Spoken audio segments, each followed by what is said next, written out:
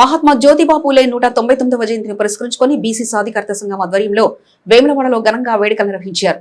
సంఘం ఉత్తర తెలంగాణ ఇన్ఛార్జ్ పొలాస నరేందర్ నేతృత్వంలో పూలే చిత్రపటానికి పూలమాలలు వేసి నివాళులర్పించారు. ఈ సందర్భంగా పొలాస నరేందర్ మాట్లాడుతూ పూలే ఆశయాలను ప్రభుత్వాలు అమలు చేయాలని, బీసీల హక్కులు, సంక్షేమం, ఆత్మగౌరవం కల్పించాలని కోరారు. బీసీ రిజర్వేషన్లు, మహిళలలో బీసీ సబ్ కోటా కులగణన చేపట్టడం, ప్రత్యేక బీసీ మంత్రిత్వ శాఖ ఏర్పాటు చేయాలని డిమాండ్ చేశారు. ఈ కార్యక్రమంలో సంఘం నేతలు, సభ్యులు పెద్ద సంఖ్యలో పాల్గొన్నారు.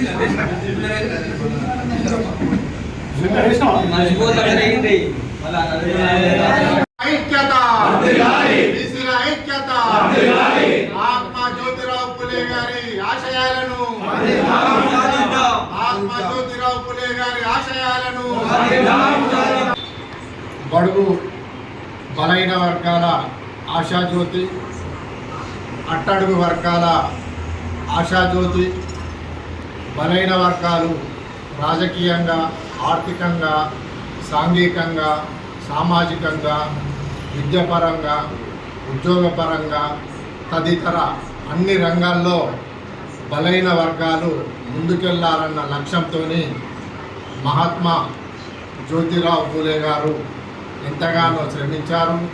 ఎన్నో త్యాగాలు చేసి, ఎన్నో ఉద్యమాలను చేపట్టి బీసీల ఐక్యత కొరకు, వారి సమస్యల సాధన కొరకు ఎంతగానో కృషి చేసిన మహాభావుని యొక్క జయంతి ఈరోజు 200 సంవత్సరాల జయంతిని వేడుకలను బీసీ సాధికారిత సంఘం పక్షాన బీసీ సాధికారిత సంఘం కార్యాలయంలో జరుపుకోవడం చాలా సంతోషం.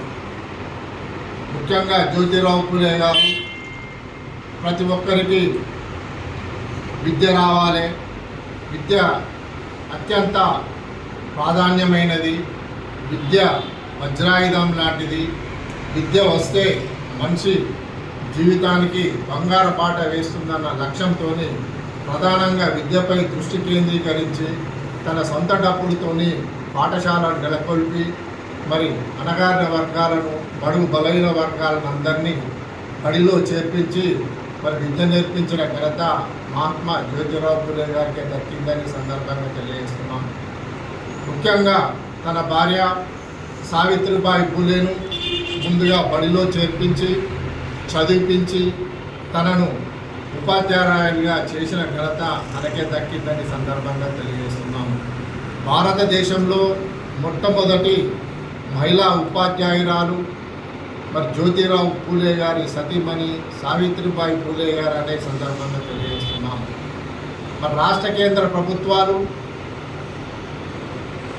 మహాత్మా జ్యోతిరావు పూలే గారి సిద్ధాంతాలను, ఆదర్శాలను, ఆశయాలను కొనసాగించాలని, బీసీ హక్కుల సాధనకు, బీసీల ఆత్మగౌరవాన్ని కాపాడడానికి కొరకు, మరి బీసీల సంక్షేమం కొరకు రాష్ట్ర కేంద్ర ప్రభుత్వాలు చిత్తశుద్ధితో పనిచేయాలని, కృషి చేయాలని సందర్భంగా రాష్ట్ర కేంద్ర ప్రభుత్వాలకు బీసీ సాధికారిత సంఘం పక్షాన విజ్ఞప్తి చేస్తున్నాము.